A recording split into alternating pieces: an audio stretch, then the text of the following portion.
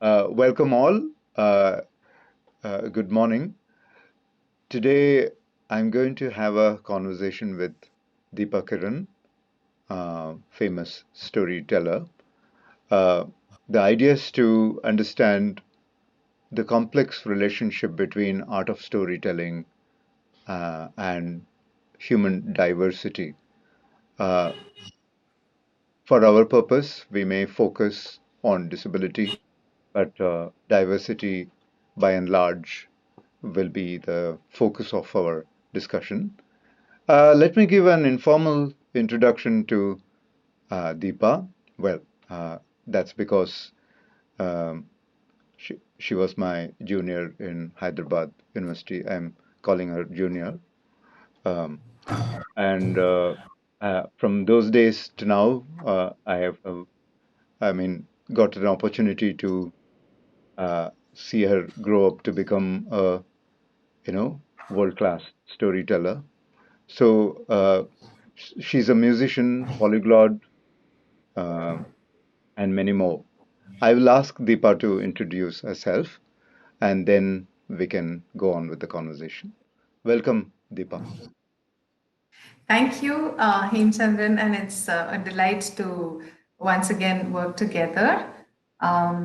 Yes, our association goes back to the University of Hyderabad, where studying as your junior, yes, and always looking forward to some guidance has been very helpful. So here today I'm in a space where I narrate stories.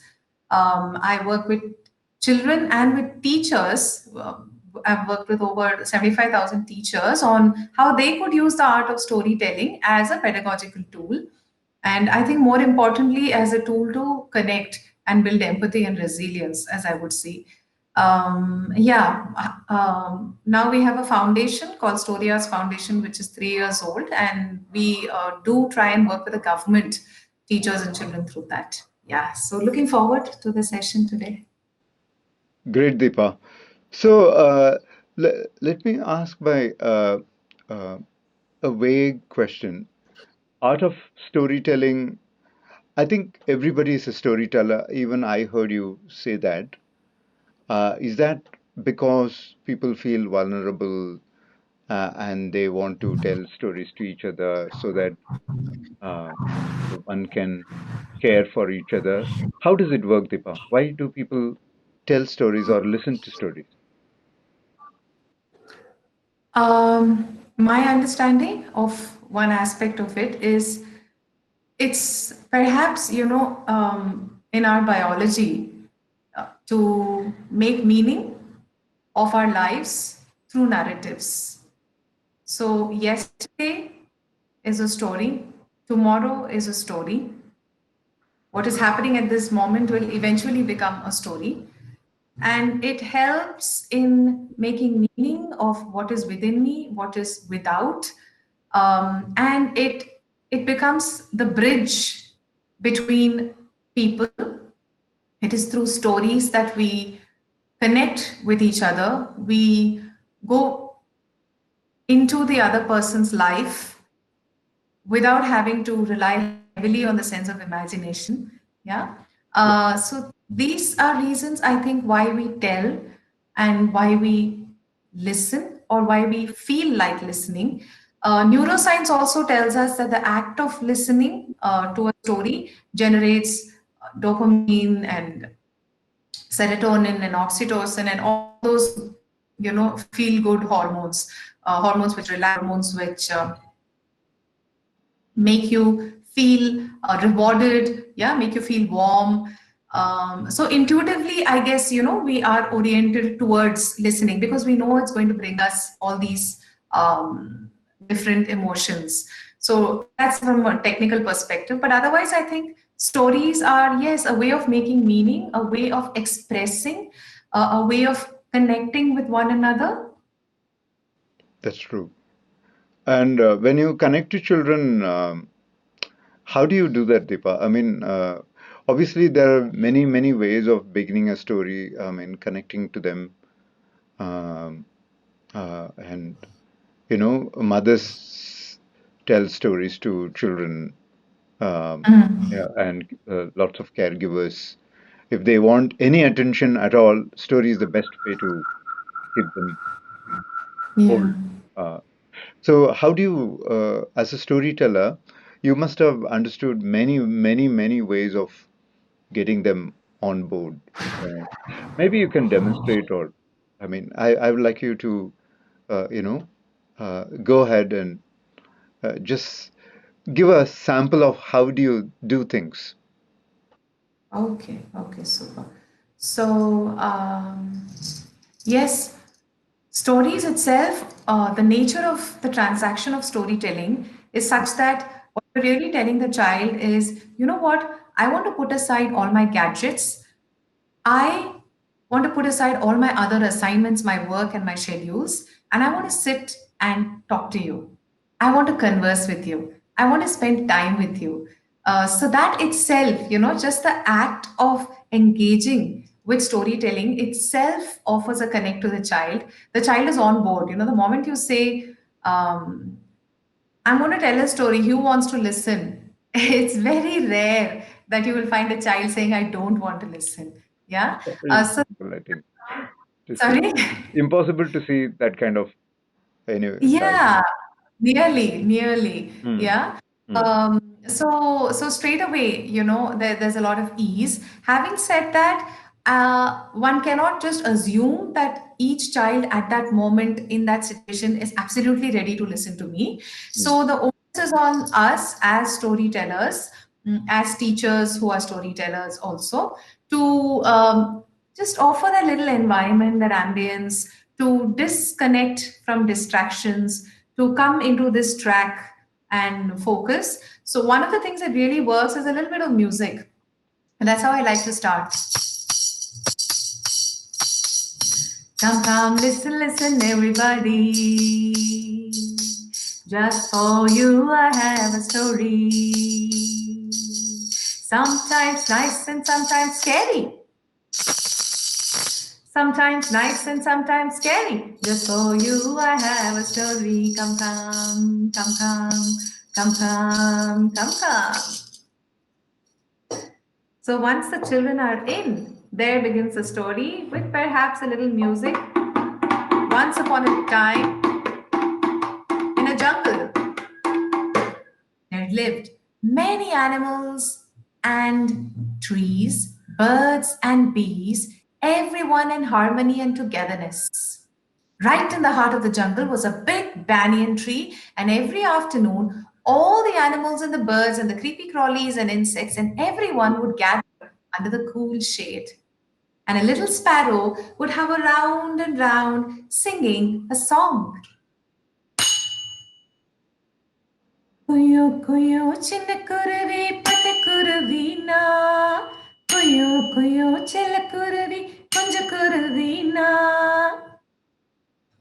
The sparrow would sing, and all the animals, enjoying the melody and the cool shade, would take a little nap. And when the sun went down, they all went back to their homes. They lived this beautiful life for a very, very long time until one day,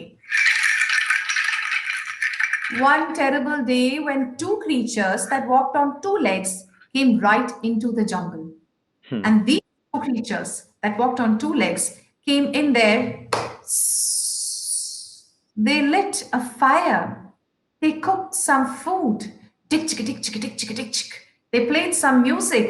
And then one of them said to the other, Brother, let's go back to the city. And these two creatures left. No sooner had they left, they had forgotten the fire that they lit, but the wind in the jungle did not. The wind in the jungle quickly picked up the fire, and soon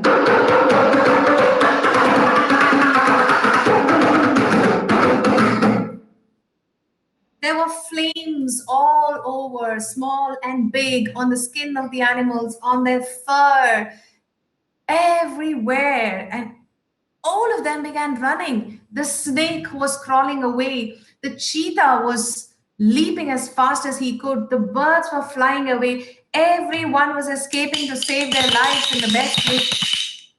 Everyone except the sparrow. The little sparrow was seen hovering over the burning banyan. Somebody noticed and said, "What are you doing? Go save yourself." How can we leave the banyan tree? Are you stupid? How can we save the banyan tree? Just save yourself, fly away. But the sparrow's heart would not listen.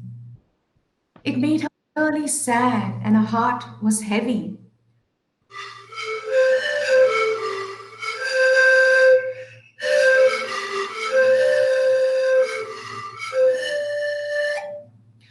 And she thought and thought of something that she could do.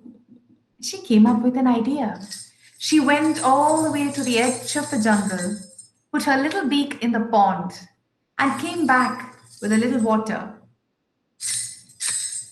2 drops she dropped on the banyan and went back again to the edge of the jungle, her beak in the pond, and came back with a little water. 2 drops. She went up and down, her little palms hurting, the burning flames making her belly hot, but she would not stop. 2 drops each time. She went on and on. The animals didn't know what to tell her. How stupid. What does she think she'll do with the 2 drops? But the sparrow wouldn't stop. Even the banyan tree said, "You must listen to the animals. Go away, my friend." "That's what I am, your friend. How can I go away? How can I leave you like this when you have given us cool shade every day?" And the sparrow went on and on, up and down with her little hurting wings. 2 drops. Now, up in the heaven, the magical creatures looked down and saw. They saw a burning forest. They saw that all the animals had run away to the edge. And they saw the burning banyan and a small sparrow going up and down, trying to save with 2 drops. The heavenly magical creatures were so touched that they started to cry. And do you know what happens on earth when heavenly creatures cry up in the heavens? Yes, of Rain. course. Rain. Yes, it's Rain. to rain.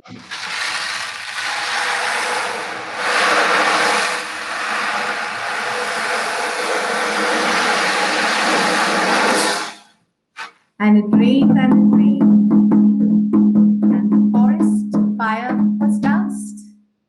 The forest was saved, and so were all the animals, and everybody sang in joy.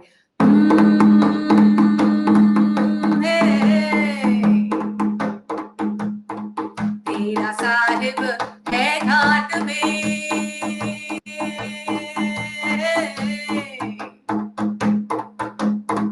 बाहर नैना क्यों खोले रे बाहर नैना क्यों खोले मन मस्त हुआ रे मन क्या हो मन मस्त हुआ रे मन क्या हो मन मस्त हुआ रे मन क्या हो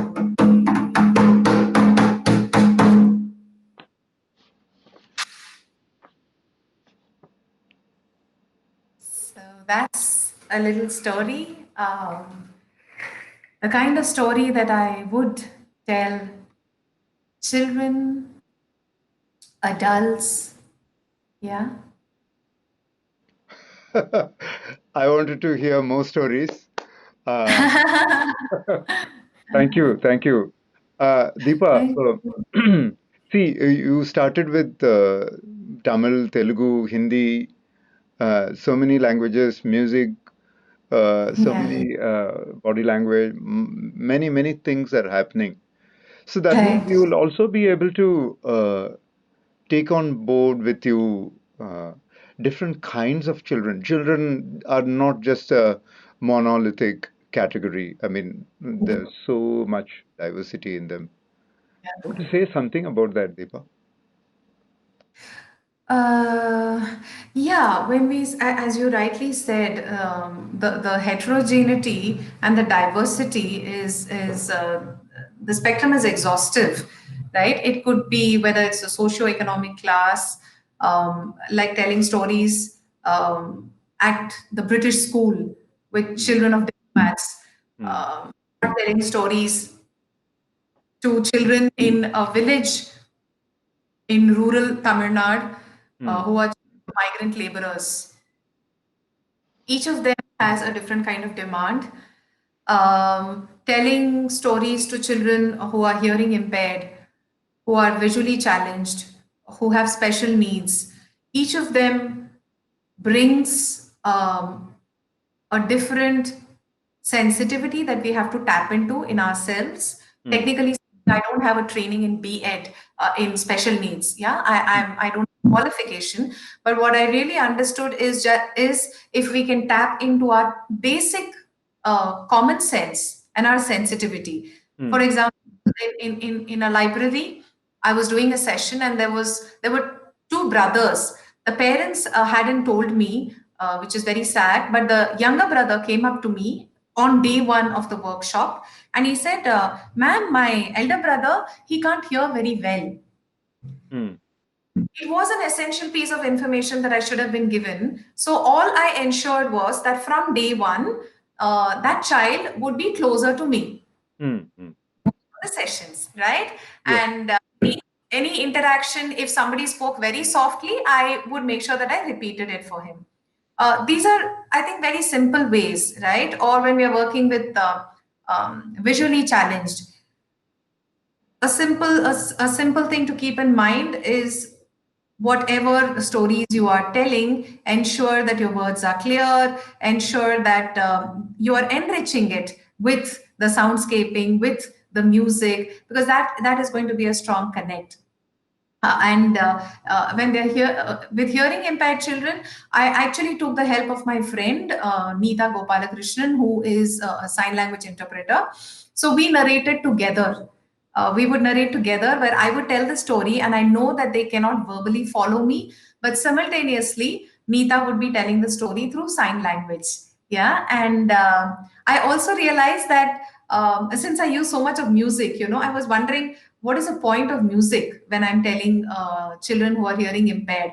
But when I'm singing, I'm also playing the instrument, I'm also moving, right? So the rhythm in my hand, the rhythm in my body is something that even hearing impaired are able to see and perceive and connect with the melody, which was very interesting, connect with the rhythm. So I think all along I've been learning from the audience.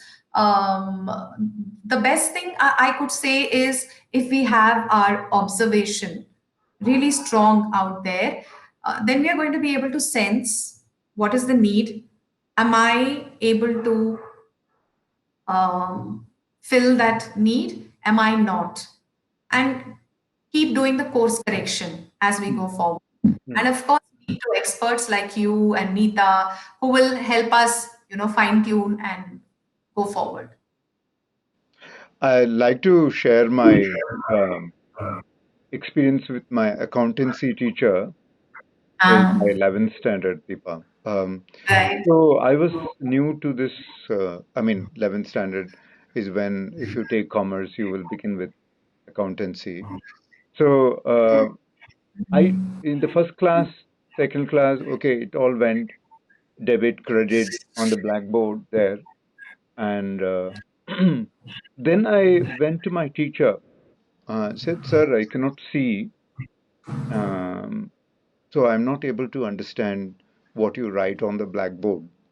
So can I Mm, come for a tuition, special tuition?" He said, mm, "There is no need. I'm sorry, I did not know about your requirement. From tomorrow mm, onwards, I will take care of it." So the next day, whenever he writes something on the blackboard, he said, "Left debit, right credit." ah, Then he used to say everything. Suppose there is a balance sheet. Then mm, when he writes property, then I'm saying, I say I'm writing on the right side, liability mm, on the left, and he keeps mm, naming it. So mm, mm, after a point, maybe a mm, month later, I got it so internalized that I never Mm. needed him to keep saying left and right. So Mm. then at some point I said, "Sir, I don't need that extra description, audio description, as it were." Wow. So Wow.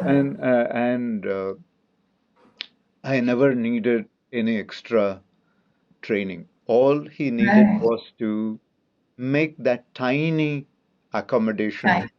thing, and then accountancy became, so naturally uh, digestible for me. At this Mm. moment, I thought I will warmly acknowledge Dharmaraj sir's contribution in my understanding of accessibility at that time. Right now, I am professionally studying it, but he intuitively understood what that means to Right. take on board diversity. Uh, Right. Right. but Right. you were also in the beginning talking about resilience, Deepa. Um, Yeah. Yeah. Yeah. I wanted to understand what did you mean by that, and as a storyteller, you would have worked with a lot of children with trauma, discrimination, stigma, many other developmental challenges, and so on. Mm. Uh, Mm. Mm. do you want to say something? Yes, two things. Hmm. One, the content of narratives Hmm. itself can be powerful. For example, this story itself, Hemchandran, that I just shared, Yes. right? Hmm. A small sparrow, a tiny little creature in the jungle, written off by everybody. Seemingly insignificant, you know? Insignificant, Yeah. yeah. Hmm. And see what she could do. um, so I've had children just light up simply listening to this story, Hmm. and I honestly I never imagined that aspect. I just shared it because I like the story, Hmm. but a lot of children connect with the tininess of the sparrow. Hmm. That's how they are perceived by the world, right? Hmm. So children stand up and say, ma'am, I am also small, but now I know that I can also do things. Yeah. um, True. right? Hmm. So sometimes just a simple story can have ripple effects that even we do not imagine. So, this is also, in a sense, a story of resilience. If you see it, especially from the perspective of a child, Hmm. right? Hmm. The child is able to see that there is this world out there, adults who are writing you off, who are saying, "What do you know? I know better. I'll tell you what to do." And still, if you have faith in your intent and you keep at it however small, two drops, then magic can happen. Yeah. Definitely. So this is one aspect of oral storytelling, where the story can have can offer metaphors, analogies, and of course a story basically offers a vicarious experience, right? So the Right. child is Right. living the life of the sparrow. The Hmm. child is living all the laughter and the teasing of the other animals. So vicariously you get to experience a journey which is almost as good as really experiencing it. So it definitely helps build the critical thinking of the child, and at the same time it's a strong emotional engagement. That's why it holds possibilities for building empathy, for building resilience, yeah, any of these. That apart, I come back to the other thing, which is just the act of telling itself, Hmm. Hmm. the act of telling. And what it does, I've seen on quite a few occasions that, Hmm. let's say there's an audience that's very quiet, yeah, or Hmm. okay, I'll take the example. I'm detouring a little and coming back. Okay, so when there are parents who say that, when my child comes back from school and I ask, so how was the day? Hmm, okay, and they don't tell me anything more. Yeah. So Hmm. the question that I ask is, so do you tell your child about your day? Like, oh, I mean, she's not going to understand. He's not going to understand. Hmm. Hmm.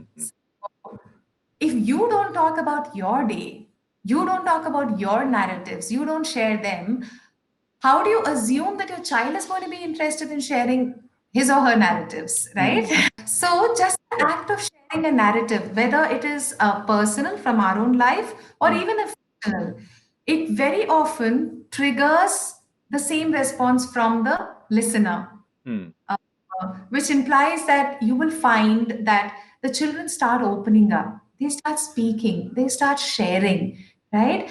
And that is also a journey in resilience where you begin to voice, where you begin to speak up. For example, abuse, child abuse, mm, right? mm, That's something that I never bothered to understand too much because I always believed it happened somewhere else, right? mm, But correct. it happened in with a very close family member. Mm, As a child, I know, and it deeply affected me. That's when I started reading up and all of that, and I found that one of the main things that they say about child abuse in particular is that the narratives never come out, the mm, stories are told, mm, right? And I was very thankful that in this instant, the child shared with me. In fact, the child ended up sharing with me. mm, It was 2 months after the episode happened, which is not as bad as 20 years later, right? mm, It was 2 months later, and somewhere I believe that the child felt that comfort or a safety net to share with me because of all the storytelling that I had done with that child. correct. Mm, Uh, so the act of telling, right? The act of sharing something which intuitively the child would have associated with shame, yeah, with something to be hidden. mm, So the act of sharing was definitely that one step in, resilience, in courage finding. So I think this is what just the act of us telling stories can do. It can offer a space for children to voice their stories, to look at their stories, to maybe relook at their stories, right? Yeah. that made me think about it uh, actually. Meaning, people, when do people open up? Um, One of the things I discovered um, with my disability, because I am disabled, I have seen lots of people with vulnerability, say, such as a rickshawala, poor people, they open up with me. You know, sir, Mm, uh, we have difficulties. Uh, mm, this, this world is very cruel. You know it better. I've heard mm, Rickshawala say to me.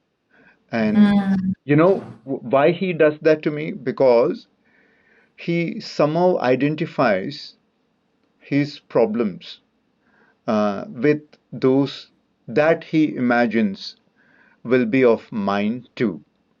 And mm, because of that warmth he has at that moment, 10 or 15 odd minutes that I'm sitting on rickshaw, he opens up and he keeps telling things which he otherwise will not tell anybody else. I've seen mm, this happening so many times. So, what I'm saying is, uh, once you open up by sharing, once children or even the other listener feels that you are being honest, you are not being manipulative, and you are willing to share stories, they also do that instinctually. This is how I mm. understand. Do you agree with that, Deepa? Yeah, yeah, yeah. Yes, that's so very true, what you are saying. That gives them, yeah, that gives them the reassurance, I guess. Reassurance. For the children, in the context of children, I guess they feel deeply reassured that it is safe for me. And yeah, it also sort of is the trigger. As you said, vulnerable, I'm thinking, even as an artist, when Hmm. you're standing out there, you're moving your body, you're making funny faces, or you're just putting yourself out there. There Correct, is that correct, correct. So, ability. children, once you do all those things, Yeah. They let go of their, you know, restrictions or judgments that are, I mean, adulthood is a judgmental self.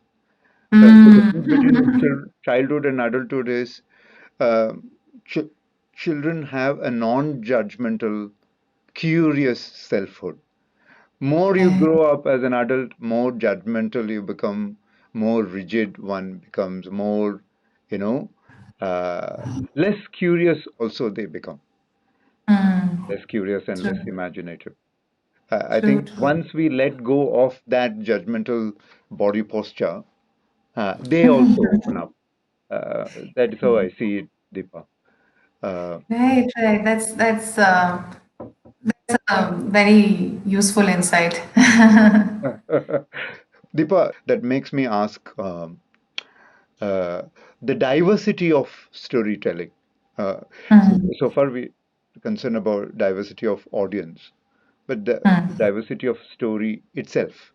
Mm. Do you Mm. think uh, folk traditions are more inclusive than textual, formal, classical storytelling traditions? Can I ask you that way? How will you react as an artist? Mm. Folk traditions, are they more inclusive in one sentence?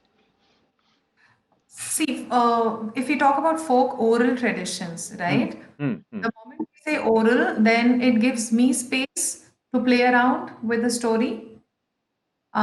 In that sense, it can become hugely, immensely inclusive mm, by, by virtue of being, in a certain sense, allowing for the individual, right, to play around with it. While at one level, folk is a collective, right? correct. Uh, when the same story, when Hemchandran hears it, he can tweak it and say it the way he'd like to, and Deepa can tweak it and carry it forward the way she'd like to.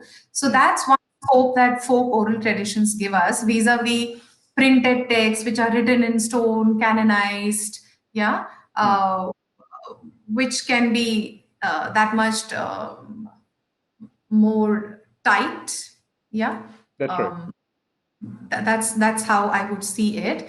Having said that, there's a certain element of folk stories don't really align with the socio-political correctness. Mm, um, true. like I would, I'm remembering the words. I'm not quoting verbatim, but it's a line from this book called Storytellers, Saints, and Scoundrels. Yeah. So in that, it's a very interesting book. Yeah. So uh, Karin Narayan, I think that's her name. Yeah. So Mm, she talks about a Swamiji who says that, educated people will think 10 times before passing judgment. mm, Yeah. They will try to be socio-politically correct. mm, But uh, we uneducated folks will pass judgment and we'll go away. We are not doing any analysis, anything. mm, It's over. mm. Yeah, um, so in a certain sense, I think folk stories can be like that. So at some level, you might read it and go, "Whoa!" I was mentioning to you, right, the story that I read about three deaf people, which can is you from. share that, Deepa? Can you relay that story? Yeah, so this is actually from a 19th century collection of folk tales from South India. Mm, And it's the very first story. And I went, wow, this is so politically incorrect as of today. Right? mm, So, yes, I will share that story. mm, That's the story of there was a deaf man and his deaf wife. mm. So, I'm telling the story as it is in the book. Okay, Yeah, these are yeah, I the. get that. I get that. Right. They have no qualms in using whatever words they want in that. There's no visually impaired, nothing. Okay, the Mm, story goes like that there's a deaf man, the deaf husband, and his deaf wife, and they had an interesting arrangement in the house. mm, One day they would make cabbage curry with tamarind in it, mm, and the next day they would make cabbage curry without tamarind in it. mm, Alternate days. Now, one day, the wife had made cabbage curry without tamarind, but the husband ate and he felt like, I want to eat cabbage curry with tamarind right now. mm, Told his wife so, but mm, the wife did not understand. So mm. she brought some more cabbage curry without the tamarind. And he got so angry that he flung the bowl of curry on the wall. And Oh. all the curry was stuck on the wall. A little bit was left in the bowl, and he walked out in anger. Mm, Wife simply ate up the remaining cabbage curry in the bowl, and she made some more cabbage curry. But this time she made it with the tamarind. And she put it aside in the kitchen. mm, Meanwhile, the sulking husband had walked away and he reached a point where there were three roads and a little tree. He sat down under the tree. mm. Cowherd came by. Now, the cowherd was also deaf. Oh. Cowherd had lost his cow and calf. Mm, This man who was actually sulking, the cowherd thought he is a jyotishi, an astrologer, a mm, seer, can tell the mm, future. mm, Because he had such a serious face and he was under the tree. So he went up to him and he started telling him, please help me find my cow and calf. mm, Now our deaf husband was very irritated. As it is, he wanted to sulk and he didn't want to be disturbed by somebody when he's sulking. So mm, he signaled to that fellow on the road to the right, mm, get out of my way. mm, Cowherd thought, oh, he's telling me that that's where my cow and calf have gone. So let me go and look for my lost cow and calf. He went there and he actually found his lost cow and calf. And he was so delighted. He thought, I must gift the calf to this astrologer, to this Jyotishi. So mm, he came back and he wanted to gift the calf to the astrologer. mm, Now, the calf had a broken tail. And as this cowherd, the deaf cowherd, he was also deaf, remember? He was trying to give the calf. mm. Our deaf husband thought that the cowherd is accusing him of breaking the tail of the calf. And he started saying, I didn't break the tail of the calf, it's not me who did all this. And the other man was saying, what? I just want to give you the calf as a gift. Mm. So their fight went on for a while, and then the deaf cowherd thought that, now I understand. This man wants the cow as a gift, not the calf. And so he started accusing the deaf husband, saying, how greedy can you be? I just found my cow and my calf, and you want the cow or what? How can this be possible? And they were busy quarreling and fighting. The Mm. deaf husband repeatedly saying, no, no, no, no, no, I didn't break the calf's tail. And the other guy was saying, I can't give you the cow. That's very greedy of you. Now a passerby came who could hear, and he saw the discussion going on. And the words in the textbook, the words in the book, by the way, go like, he saw the discussion of these two deaf, stupid people. Mm. Okay, Mm. that's how the folktale is narrated. Okay. Okay. Uh, which of course, anyway, we'll come to that later. Mm. So this intervening man came and he said, okay, let me make the most of it. So he quietly went up to the deaf husband and he said, listen, these cowherds are like this. They really unnecessarily accuse people of different things. Don't worry, I'll resolve it. You go home happily. And Mm. he sent the husband away. And then he turned to the cowherd and said, oh, all these astrologers, they're very greedy fellows. Don't worry. I'll convince him to take the calf and not the cow. Just give it to me. I'll take care. So the cowherd was quite delighted. He handed over the calf to this man and he left. That's it.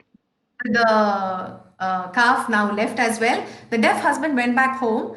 And when he tasted the food, he realized that now there was tamarind in the cabbage. Mm. He was quite happy with it and slurped it all up. Okay, so this is the Yeah.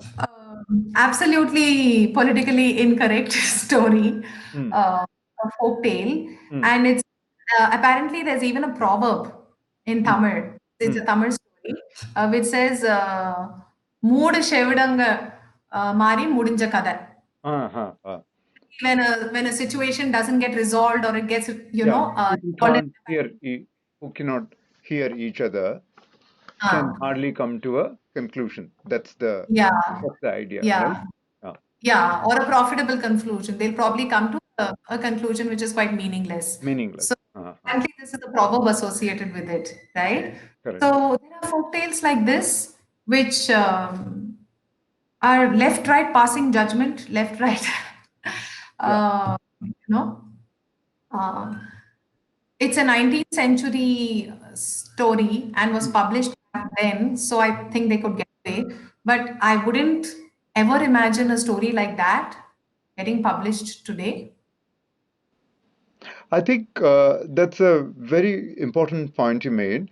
So that because such stories exist, they are also an example of how certain kinds of knowledge get circulated in in our oral traditions, informally via grapevine, familial stories, storytelling traditions, and hence the free passage of discriminatory, stigmatizing, Yeah.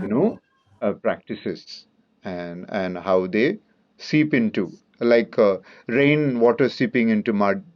These folk stories Yeah. also eventually make our mindset about certain kinds of people, say disabled people, lower caste, gender. Uh, so stereotypes and negative impressions get passed over from generation to generation. Maybe this is one example of that.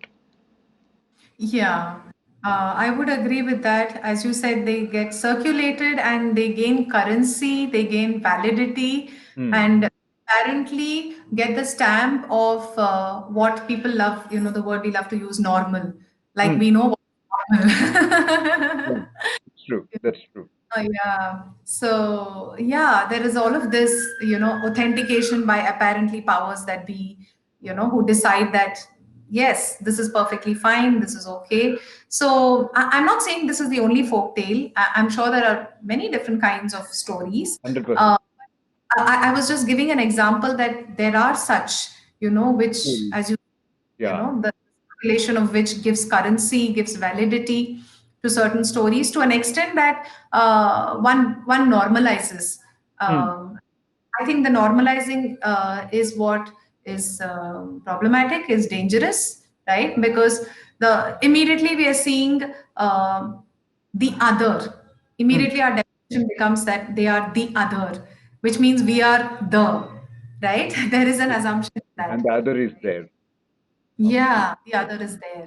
Yeah, yeah. Uh, So, you were talking about your visit to a special school, Deepa, as a storyteller. yeah, yeah, You want yeah. to share because that can be a good counter to, this uh, um, kind of circulations, that story narrative circulations that we heard. Yeah, yeah, that school, that space is beautiful in so many ways, so many learnings. Hmm. So this is a school called Uvidam, Hmm. which is in a Dharmapuri district Hmm. in Tamil Nadu. So I had visited the school, I think 2 years ago with my sons. It is a school run by a lady called Minakshi and her entire team, and they basically work with the children of the migrant laborers Hmm. in the villages in and around Dharmapuri. It's a residential school. There are about 140 children who live there, who do organic farming, who cook their own food, who take care of themselves. Their buildings are constructed from the local materials. And I actually didn't see plastic wrappers, anything, anywhere in the premises. Yeah. Hmm. There is a lot of learning at many levels that one can go there for. So Hmm. for me, when I went, I remember I'd already emailed saying that, see, I know Tamil, it's my mother tongue, and I tell stories, so I will be happy to share stories with the children when I come there. So by the time I reached, had breakfast, I was told, children are waiting for you, Deepa, so you can go and tell stories to them. So Hmm. I went and I had the youngest class. They don't have very clear differentiation of class, that's an alternative school. So approximately they were the youngest lot, anywhere between 5 to 9, let's say. There were children in that age group. Hmm. I told them a story, and of course, they had opened up, and we had bonded well. They wanted some games, so I thought, let me introduce Simon Says. That's a game that they were not familiar with, which Hmm. is where you give instructions, and only if it's preceded by the word Simon. Of course, I changed it to Ram or something. So Okay. we said it's preceded by Ram Says. Hmm. Rama says, then you should do it. So if I tell them stand, they don't stand. If I say Rama says stand, then you stand. Okay. Then If I they say stop. jump, keep jumping. Stop, you're not supposed to stop. Only if I say Rama says stop, you have to stop.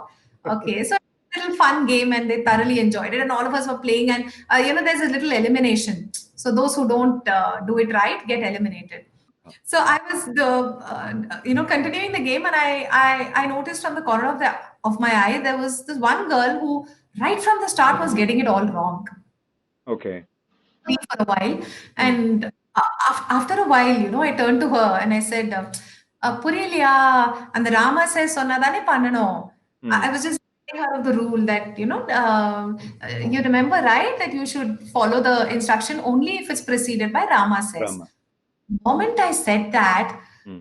4 5 of her classmates just went and put their shoulders around her and they turned to me and said, "Akka, இவளுக்கு கொஞ்சம் புரியாதாக்கா." They were so protective about her, Hmm. and basically they were telling me in Tamil that she doesn't quite understand.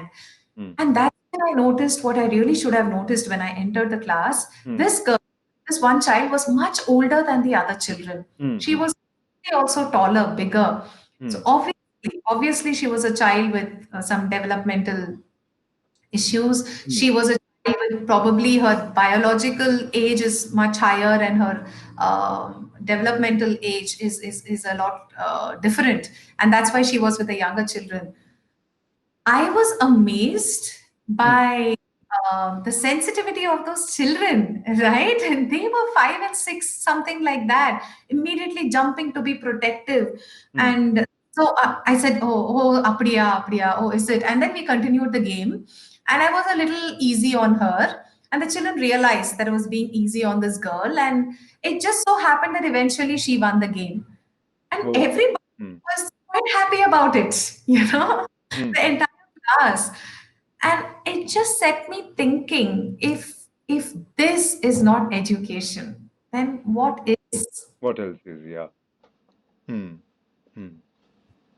So there is some link between storytelling and caregiving, which we Mm, may have to carefully think through to mm, achieve the purpose of formal education. Uh, yeah. will you agree with that, Deepa?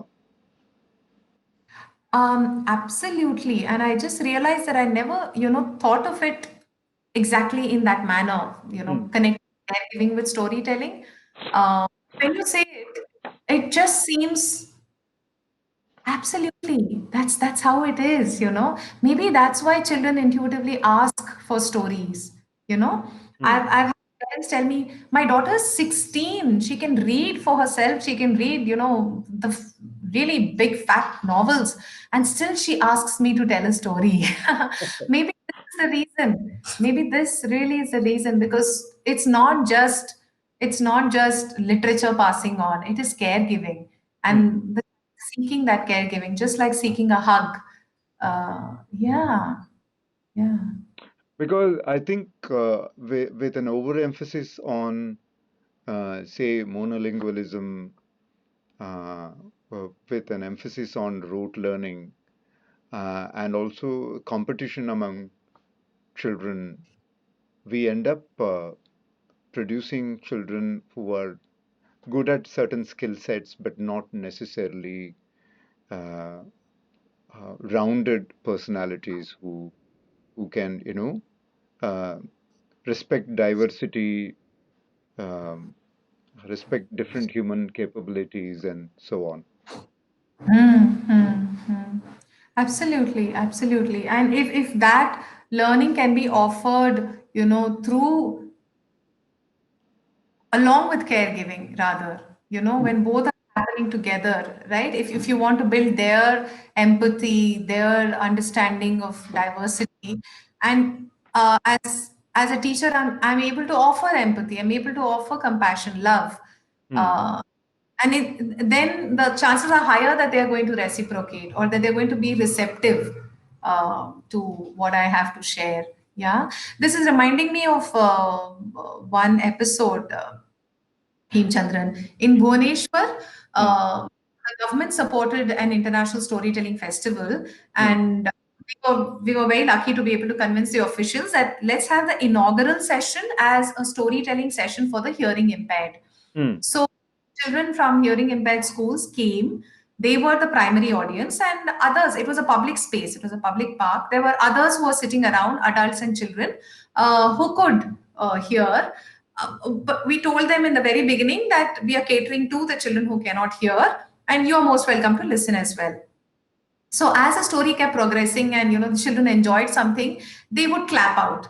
So of course the deaf clap is where you pick up your hands and you just shake them in the air, because Hmm. obviously you cannot hear, so that has no meaning for the hearing impaired. Hmm. So Hmm.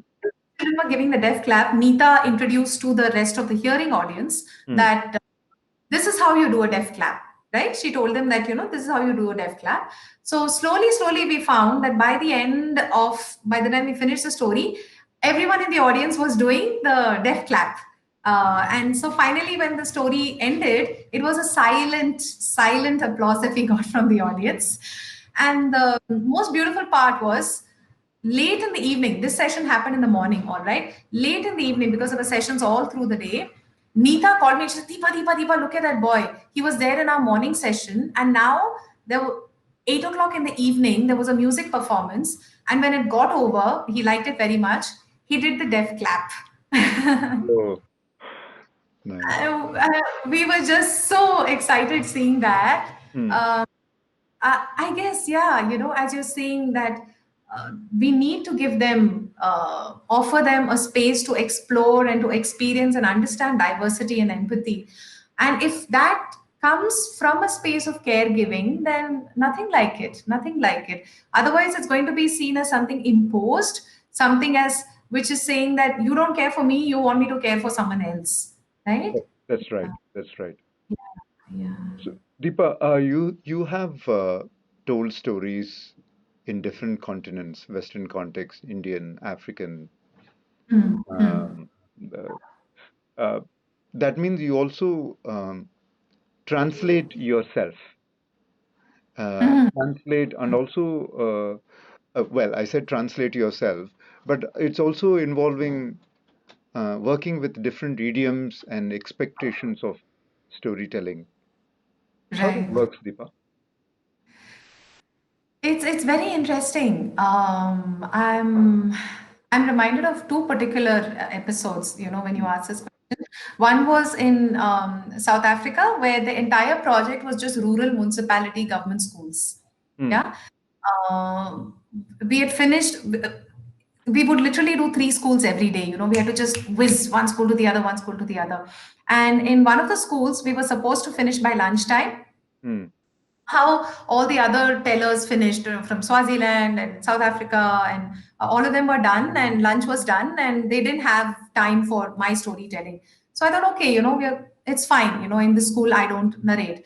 But the school was very keen that they wanted an Indian storyteller to tell a story. So they got the bachas back after lunch, and they were all preschoolers. They Mm. were so sweet. Plus, I realized they don't follow English much. And the school was very keen that I tell. So Mm. I quickly asked, what is the word for monkey? What is the word for cap? And Mm. what's the word for cap seller? Mm. And tree. Okay, these four words in I think Swahili was a language in that particular town. Mm. Yeah, Mm. I learned those words, so that's one plus point I have. I pick up spoken forms of language very fast, so I Okay. immediately learned those words. Mm. So I told my story mostly in mime. I chose the monkey and the cap seller because I thought this is a story which is, just can be done with a lot of mime, with very little text required, Mm. and maybe it will work for these little children.